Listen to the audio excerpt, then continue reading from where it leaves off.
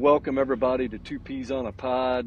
I'm Brandon Stanley, along with my co-host David Caldwell. We have an extremely special guest with us on this episode. We have Aaron Kingsley Brown, part of the Canadian Olympic team, and we're going to get into Aaron's background a little bit and such a tremendous athlete in the sprint world.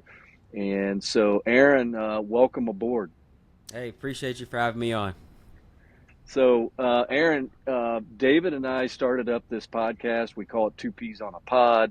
The two P's in this case stands for perspective. And we love to hear people tell us how they persevered. So that's the other P. And the reason we got into this show is that lots of reasons, but primarily the thought occurred to me. I help a lot of student athletes along the way, and I'm a certified sports agent in the background as well as a consultant, very busy and, family and all that, just like you and David. And so I started talking to so many different athletes from different perspectives, and some were struggling, some were knocking it out of the park. And what I realized, and I know I really hope you get into this for us with your background and just exceptional elite type athlete is, how did you overcome and what made you keep going? Because there had to be some times when you just said, man, this is tougher than what I thought. But what we get on the background is a lot of people that don't know what to do when things don't work out and they're trapped. So tell us a little bit about your background, Aaron. How did you get into track and field? Because you are one of the fastest men in the world. Yeah, I got to take it all the way back to high school. That was pretty much the beginning of my career. I was always into sports. I was a very hyper kid, and my parents just threw me into sports just to get some energy, just burn it out, run it off. And, I love basketball. I played soccer. I did volleyball for a little bit. I did football. And the common denominator was I was just fast, There's certain sports where I was good at, like, skill-wise, but, like, my biggest asset was always my speed. So fast forward to high school, I did basketball, and then it came time to track season, and then I did track just because it was the thing to do. It was like, all right, it's track season, let's go do track and field. And then I started running really fast, and I got introduced to OFSA, which is the Ontario provincial meet, and I did well there, but not as well as I could have done. I think I finished fourth in my freshman year in high school. And then the next year I'm like, I got to win. So I came back and I won, and I set the OFSA record that's been broken since. But I broke the OFSA record in the 100. I actually ran with the senior team, and we ran the 4x1 where we broke that OFSA record too. Wow. And I won the 200 as well. So I won triple gold. And then after that summer, my coach was like, hey, man, you could get a scholarship to the States if you keep this up and if you actually try. Because I didn't really go to practice. I was just like, what do I need to practice? Oh, my goodness. Show up to the meet and run fast, So he's like, yeah, if you actually applied yourself, come out in the summer and join my club, you could grow a lot faster. So I'm like, nah, summertime's for the girls. It's when I hang out with the homies, I'm not trying to do all that. But he's like, I'll pay your club dues. And club dues back then was like $500. So I'm like, wow, you really believe in me. So I'm like, okay, fine, I'll give it a shot. So I went and I took my time from 1093 down to 1073 in the summer. So I was like, oh, okay, I see what he's saying. So then the next year in grade 11, that was like my first year where I actually applied myself. I'm like, all right, I'm going to actually train for this and see what I could do. And I ended up making the national team, the under 18 national team. And I represented Canada on the world stage. And that was my first time going abroad to run track and field. I've been to a states meet, but this is my first time leaving and going to Europe. Yeah. So it was in Italy, and it was the under 18 championships, and I ran 10:46 there, and I broke the Canadian record. We just got broken last month, so I had it for since 2009. So what's that? 16 years I held it. Wow. Yeah, and it just got broken, but after that meet, I got second in the 100 in the world at the under 18 championships. So after that, all the NCAA recruiters started hitting me up, and my whole road just completely opened up. And it was like all these new paths, like, whoa, like Yeah. this school is hitting me up, like, and I had to do research, like, okay, what's this NCAA stuff all about? And eventually I landed on USC. So I went to USC, and it was like going back to being a small fish in a big pond. Like Yeah. I worked my way up in high school where I didn't really know what I was doing in the beginning, and then by the time I left, I was setting records and winning. And then when I got to the NCAA, it was like a whole wake up call. Like, oh my God, like these guys are no joke. Like, Yeah. So my freshman year, I had the most fun in my college career, but I did the worst. Like I partied 3-4 times a week, but my performances weren't that great, and I got injured. So the next year, I'm like, all right, I got to do better. I made my first final, so I became an All-American, but I finished 7th. I'm like, nah, I need to do better. So my junior year, I ended up being All-American in both the 1 and the 2. And then my senior year, I did my best. I didn't win, but I was runner-up in the 200 and 3rd in the 100, and 4th in the 4x1. So we scored a lot of points, and my college career came to an end. And as soon as I crossed the finish line, I had a bunch of agents that were interested in signing me. So I did my interviews and stuff like that. From there, I was able to pick an agent, and I signed my first deal with Nike in 2014. And I've been with Nike ever since. So I went to USC in Southern California, and then moved over to Florida, where I am now with my coach that I'm still with.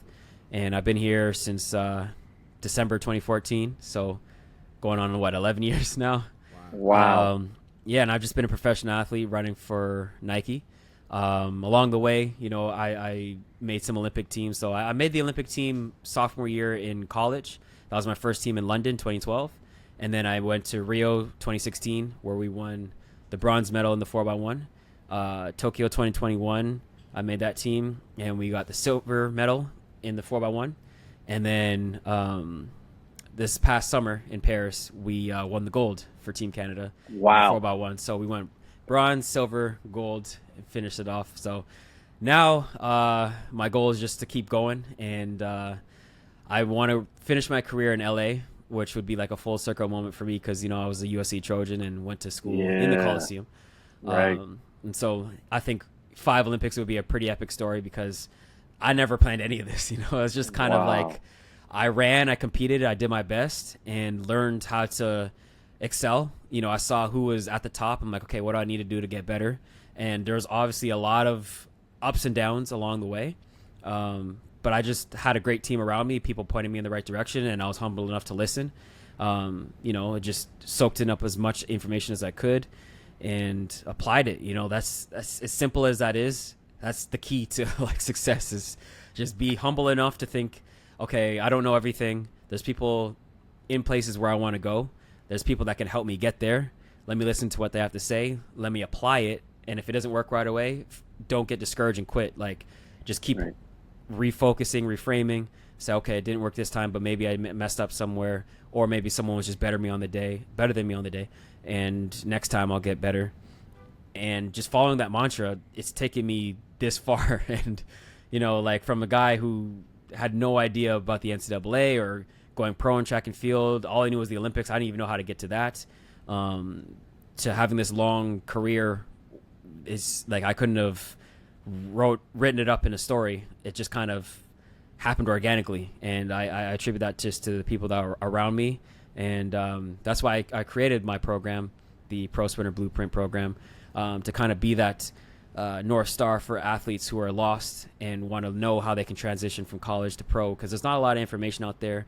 A lot of it's gate kept, and it's just a matter of having a network. And if you're not fortunate enough to know people who know something, you might miss out.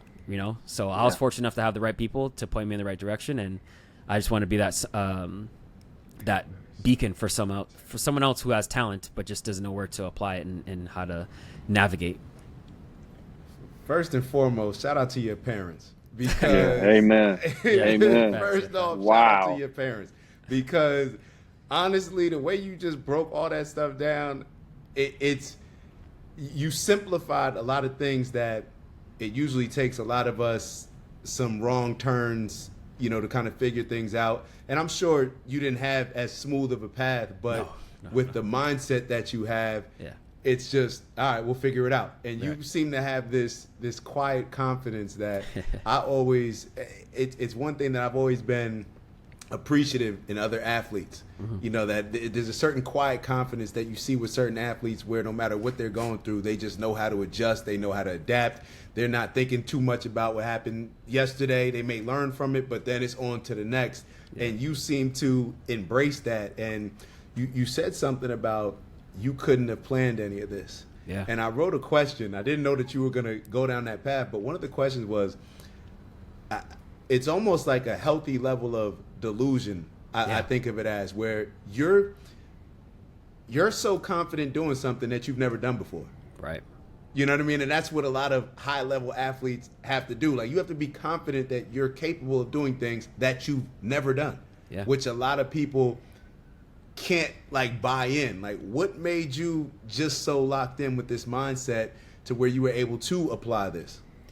I think it's just the way that things unfolded, you know, like when you try something that you've never done before and you figure it out, you just feel like I can keep doing this. And no matter what the challenge is, you get that like confidence that if I just stay true to myself, if I put the right people around me, and if I apply myself, there's nothing that I can't do. And when you tell yourself, okay, maybe it's going to be harder than I think, I'm not just going to roll over and roll in and be the best. But if I stick with it, stick to the plan, constantly adapt and adjust accordingly, then it's like there's so many things that are attainable in this life. All you have to do is try and keep trying. And, you know, sometimes some goals are going to be out of reach. You know, maybe breaking the world record is not in the cards. But it's like you won't know until you try, right? Like, you can go so much further than you think just by applying yourself and doing hard things and not giving up when it gets tough and not saying, all right, why not me? Saying why not me, but not looking at someone else's journey and applying it to yourself and say, why am I not as far along as they are? Like, why am I not in the same position as them? Just tell yourself, okay, it's a journey. It's a process. We're not going to get there. It's not, even though I'm a sprinter, it's not always a sprint, right? Like, it's a marathon in life. So there's a lot of hard things that you can achieve just by not quitting and having that confidence that, like, you could figure this out. Just other people have done it. You could find a way. So, Aaron, not being a track guy at all. Matter of fact, you're talking to a really slow guy. But anyway, my frame, I'm about 6'2", so I'm not built for that. I'm not built for that. But anyway, what was it? I mean, and it might be hard to explain. I don't know. How do you take a really fast guy like yourself, and you're already sprinting incredibly fast, and that story that you whipped through earlier about, you know, your high school years, and then you were moving through. You said you cut like point 2, point 20 seconds. In high school? Yes. Yeah. So what was 2/10. it? Yeah, 2/10. So that's huge. When, well, at least when I'm watching it on TV. I mean, that's huge. I mean, so what? Thinking back to that time, what was it? Was it just foot movement? What was it? Well, for then, it was just a learning curve, you know, like I was so new to the sport that you can make massive gains just by learning how to properly run and using the proper mechanics. The challenge becomes once you get to a certain speed, you kind of plateau, and then the gains are very, very hard to come by. So even like 100th of a second is like, wow, like I had a really good day today, you know, because it's that hard to get that much better. So like my PR is 996 and I've run 987 wind rated. And goodness gracious. At this point, it's like the 100th of a second are hard to come by now. Whereas when I first started out, it's just like, okay, if I get a little bit stronger here, if I run with a little bit better technique here, you know, if I, honestly, if I just warm up better sometimes, it's just like I was so new to the sport that like I didn't know how these things translate into my performance. And so I didn't even know how I did it when I did it. But looking back, you know, I was peaked. I just come off of running fast at OFSA. I had a little bit of a break, so like my body was fully recovered. I was still in really good shape, and it was a good performance. We had some good tailwinds. I had good competition. Like, I didn't even win that race. I was just chasing somebody that was older than me and faster than me. So I'm just competitive. I'm like, oh, that guy's killing me. Speed up, speed up, speed up. And he pulled me to a huge PR. So wow. Yeah. Sometimes it's just being in the right environment, like being in a competitive environment and not thinking too much, just going after it. Yeah, that is so cool. Man, So, so I got go ahead, Dave. You go ahead, No, buddy. you go, Dave. You go. All right, so track, like you're talking about tenths of a second, hundredths of a second. It's one of those things where I'll be honest, like, because I hesitate to say ran in high school because I wasn't running at any level. You know, it was more so just to kind of get ready for football. Mm-hmm. But, you know, that competitive nature comes out whenever you line up with somebody. For sure. But I almost always saw running as punishment. Because in the majority of sports that I was playing, you know, coach, you do something, you get in trouble, it's like, yo, go run. Yeah. So it would be hard for me. I remember my freshman year when I tried to run track, I ended up just being at the basketball court down the street, like, man, I can't go to practice today, like me and my boys. But it got to the point where the main thing that I'm trying to ask is, track is probably one of the most disciplined, focused sport that you have to buy into because you're spending thousands of hours doing something to compete for 10 seconds. Yeah. And like that just never made sense to. I'll be totally honest. It just was like, damn, how are these guys locked in and buying into, like, you know, when I go to basketball practice, like, okay, I'm playing basketball, you know, I'm enjoying the game. But when you're running, like you're doing the same thing in practice, like the exact same thing. So I always respected track athletes and held them in a higher light than a lot of other athletes because to be that disciplined and locked in where, you know, in basketball, you know, you make a mistake on defense and, okay, they scored a bucket. They scored 3 points. It's not that big of a deal. You know, it's not that significant. But you can go out and have 6 solid months of training, perfection. And every little thing has to work, like, just with such precision for you to shave off 100th of a second. Like, what's the mindset around that, just from a track standpoint, being a track athlete? I mean, like you said it, like you can go all those months with training, everything's on point, and you mess up, you have a flinch at the start, or you false start, or you just don't get out properly, and you have a slow start, or you don't finish properly, and it's all gone, you know? But that's why we train so hard. That's why we put in so much work so that we're ready for that moment. And a lot of it is psychological, to be honest, because at this level, everybody's fast, you know, and what separates you is not going to be the talent. It's going to be who can apply themselves the best under pressure at the right moment. And, you know, that could take you from first to not even make the finals, you know, to be honest. And that's what makes track so beautiful and frustrating at the same time, you know, because there's been times where I've nailed it and there's been times where I absolutely fell apart and did not. So, you know, the trick for me is to give yourself as many at-bats as possible, right? So I've had a really long career, and I've gotten some right and I've gotten some wrong.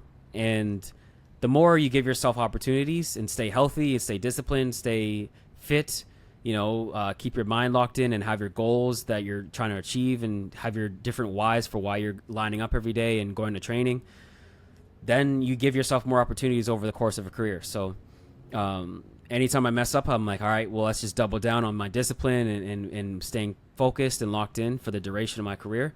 So then I can have more opportunities. And next time, all right, I'm going to make sure that I'm ready for the next opportunity. And, you know, it's worked out for me because, you know, I've messed up, like I said, and I've got some right. So you try to have more that you get right than mess up.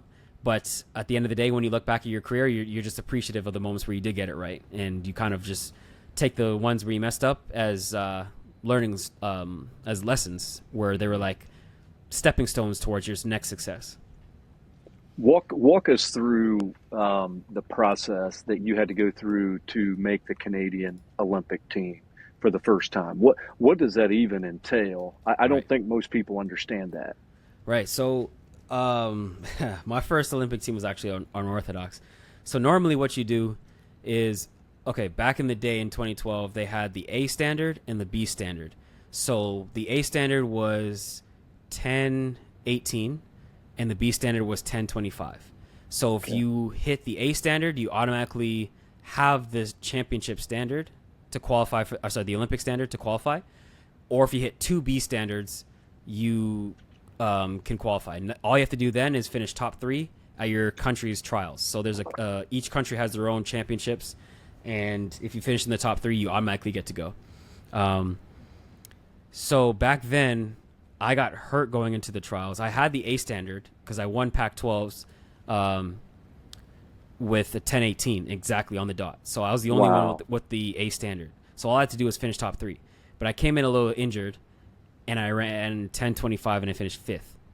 Oof. So I still could have went if they selected me, because if the people in the top 3 don't all have the A standard or 2 Bs, then they still have spots, because only 3 people get to represent your country at the Olympics. But unfortunately, I pulled out of the 200 because I was hurt and I wanted to save myself for the relay. And I didn't get picked initially. So I wasn't even on the Olympic team. So what I had to do was appeal and say I want to be selected on a Rising Star appeal.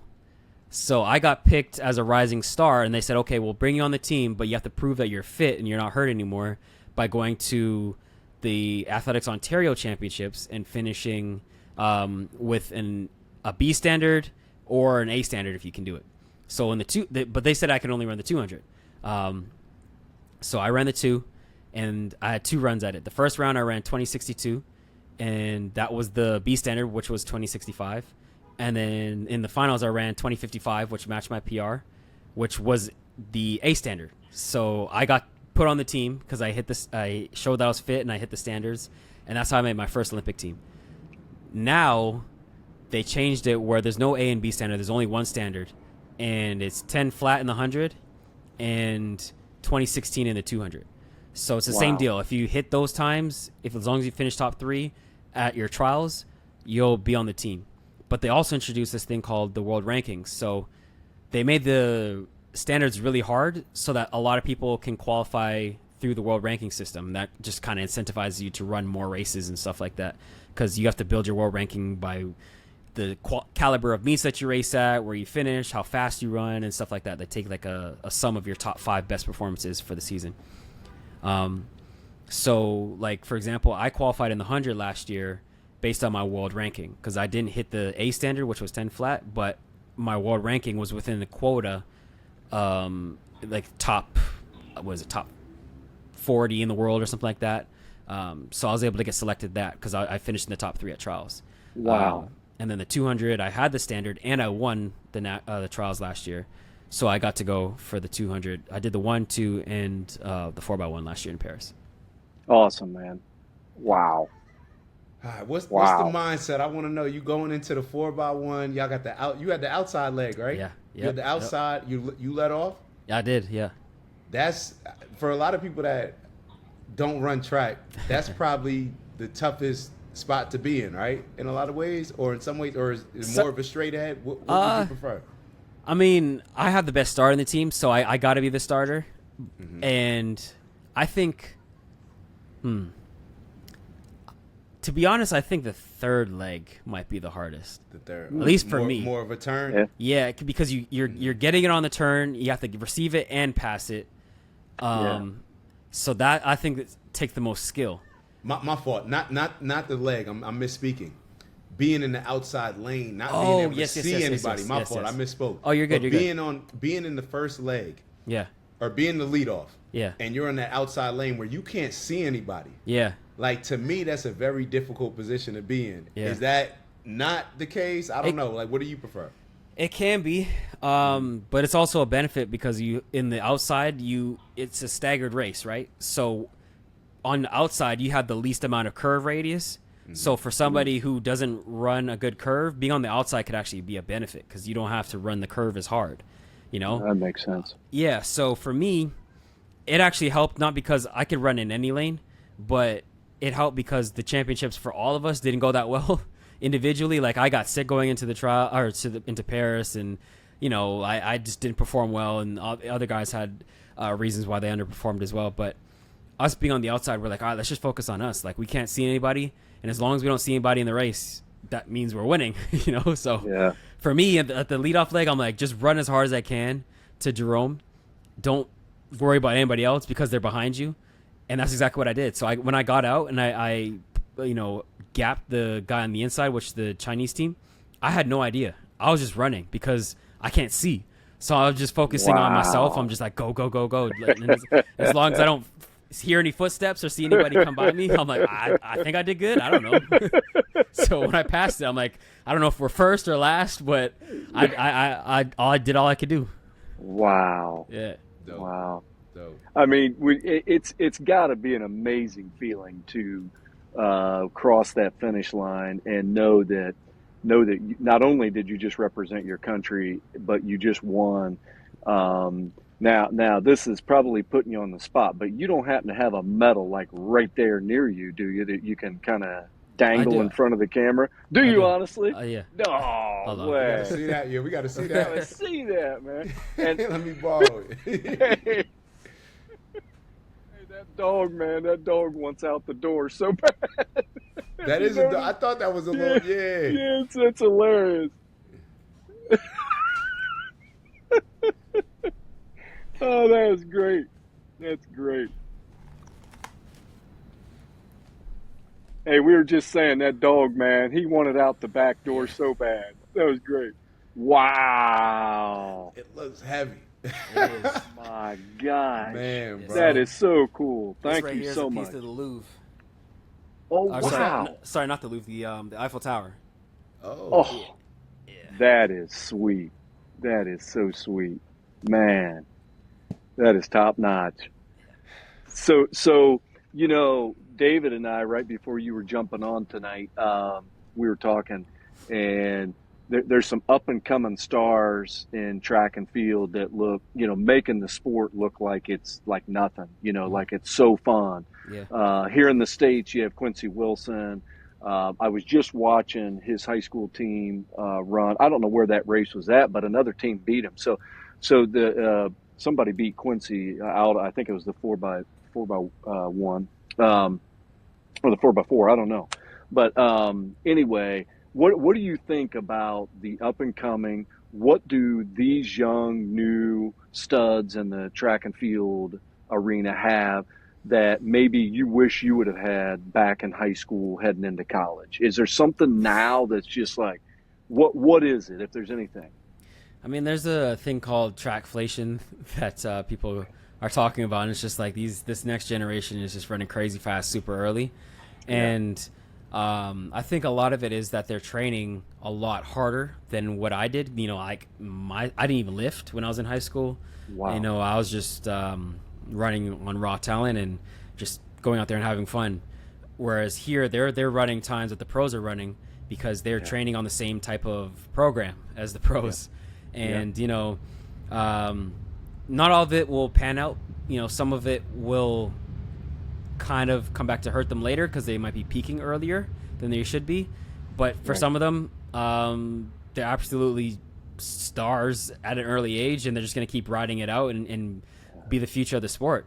You know, like a Quincy Wilson is a perfect example. Like that kid, unbelievable talent, and you know, I'm excited to see what he has in store for the future. I expect him to just keep getting better. But these guys have what it takes. They're not afraid. They're not like limiting themselves to just thinking, okay, I'm just in high school. I'm going to stay in my own lane and just do, you know, little high school meets. Like these guys want to pull up to pro races and race us. So it's like, whoa, like, it's like, it's crazy, you know? It is crazy. It is but crazy. that's just the attitude that they have. And, you know, they got that swagger about them and more power to them. I think part of it is they have the incentive now because you can get paid in high school with NIL. You can get paid in college with NIL. So they're not trying to wait for their bag. They want it now. They're like, let's go get it, man. Like, coach, give me what you got. You know, take the weights off and let me go full throttle, which is a different mindset than what I had in high school. I was just out here having fun and chasing girls and, you know, just being a little teenager. Yeah, exactly. Well, Brandon, I got one more, and then No, go for it. then I'm done. Yeah. Now you have a young one, right? I have two.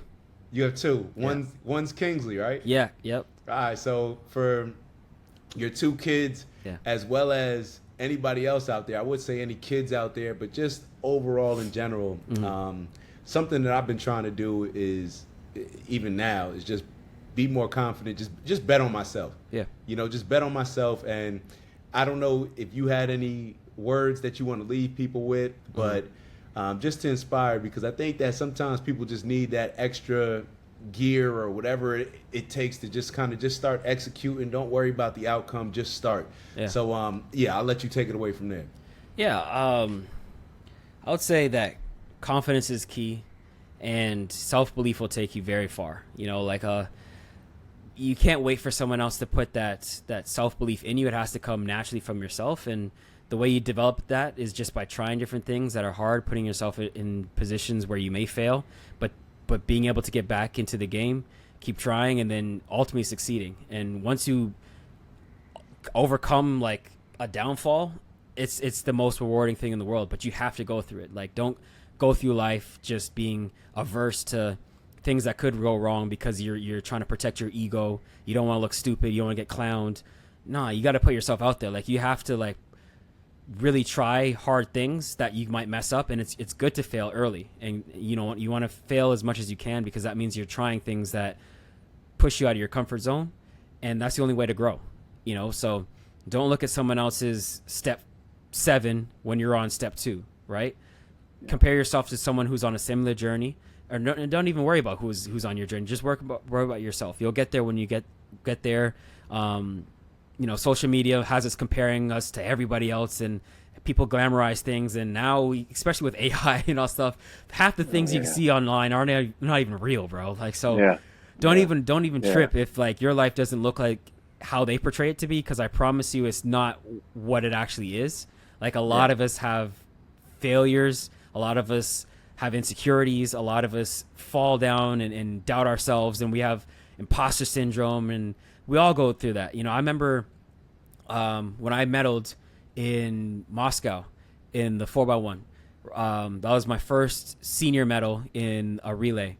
And the one who won the race was the Jamaican. So, of course, Mr. Usain Bolt was there. And I remember right before we got our medals, they'd take us like behind the stage in a room.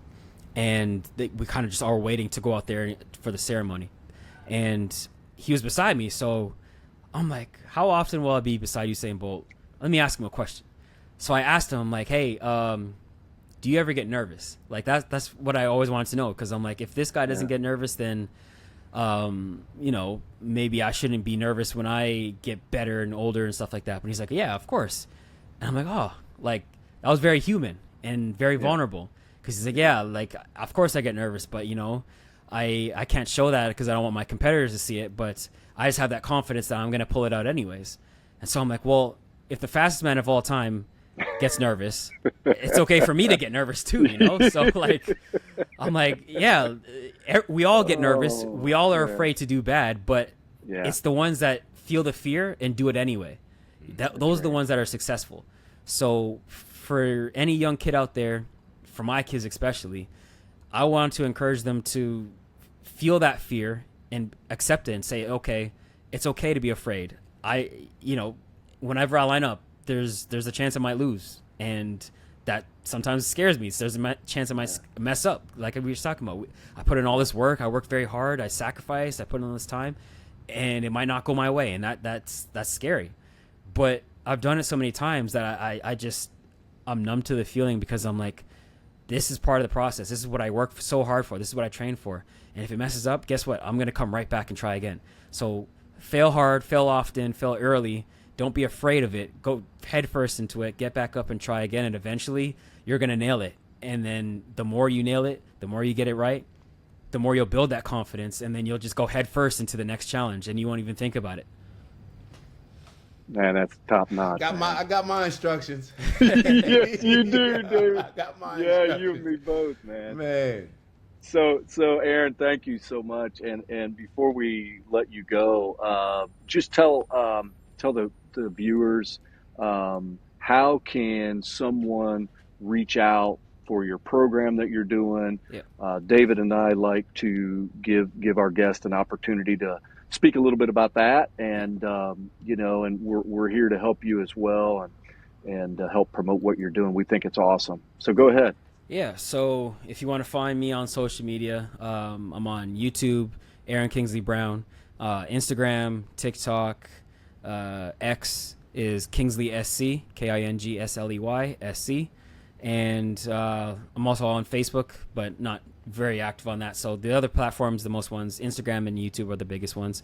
And then as far as my program goes, for anybody who's curious about learning how they can go from a college or amateur sprinter to becoming a pro the right way and get all that knowledge from a verified pro who's been in the game for 10 plus years, been around some of the fastest people ever, and soaked up all that knowledge from just being around, the most influential people, whether it's coaches, agents, athletes, meet organizers. I have a wealth of contacts, and I've got so much valuable information over the years, and I put that into a course because I wanted to make a one-stop shop for athletes. That was something I was looking for when I was in college and I wasn't around, so I kind of created what I wanted to see in the world.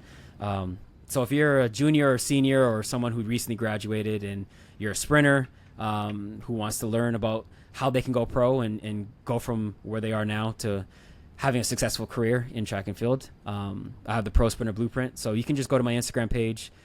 There's a link there. It's on my YouTube page as well. But the best way to get in contact would probably be through my Instagram. You could just send me a message or interact with the link and join the wait list, and I'll get right to you ASAP. I'll send you an email. And we'll include all that in the description as well. There you go. Say make sure we'll take care of you. Appreciate it.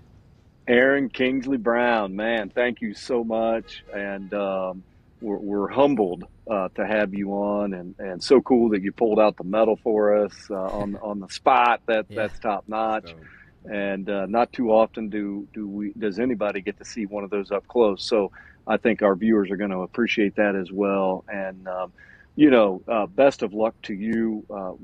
If you would like to, Aaron, we are going to try to have some of our guests back later to kind of check up and give you another chance to, hey, give us an update. What's going on? I know you're a very busy guy training and you got a lot going on with your life. So, but by all means, reach back out to me or David, and we'll get you back on in a few months.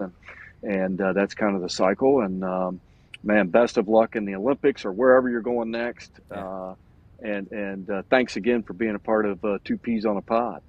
Yeah, it was great. Thank you. Great talking to you guys, and always great to talk about, track and field and motivation and stuff like that. That's up my alley. So anytime. Awesome. Appreciate it.